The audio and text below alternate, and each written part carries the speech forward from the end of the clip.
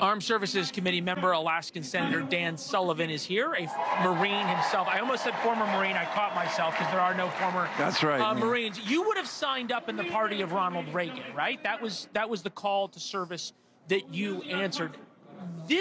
And it's a populist Republican Party. How do you tell Americans it is not an isolationist now Republican Party? Well, look, I actually just wrote an op-ed in the Wall Street Journal directly addressing that question. And if you look at the Republican platform right now that we have here on the floor in Milwaukee, it is the party of peace through strength. That is in the platform. And by the way, that is very different from the Democrats. The Democrats, whenever they get into power, think about it, Carter, Clinton, Obama, and certainly Joe Biden, cut defense spending, undermine readiness. That's happening with this administration, shrinking the Army, shrinking the Navy. I understand the point. I also understand that Reagan said, we will give you the money to fight the communists overseas so we don't have to fight them ourselves. It's great to have a strong American military. The problem is, the problem is you might have to use it against Vladimir Putin, not? Well, listen, like I said, look at the platform, peace through strength. Senator, I understand the platform. I also understand what JD Vance is saying. That's different than the platform. Well, I mean, but JD Vance and the Republicans are very focused on rebuilding our military. And here's something else, Leland, it's really important.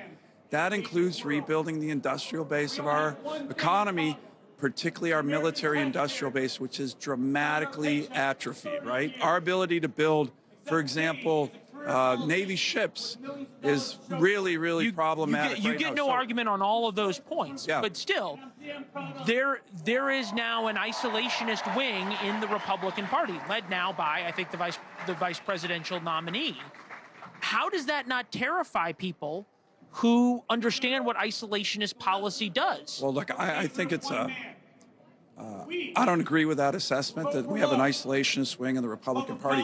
What I would say is where we did have a dispute on the national security supplemental, a lot of that was driven by the Biden administration's policies, the open border, the fact that they're not in it to win it on Ukraine. Heck, I met with President Zelensky just 2 weeks ago. They're still waiting, for F-16s. I directly talked to the president of Ukraine about that. That's not something JD Vance wants to give them, though.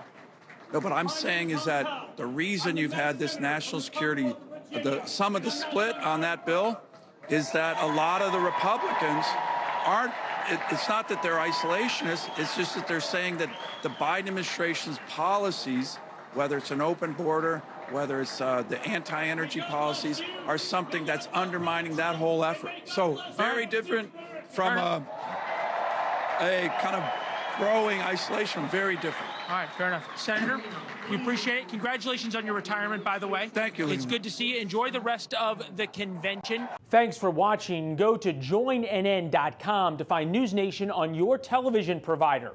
And don't forget to click the red subscribe button below to get more of NewsNation's fact-driven, unbiased coverage.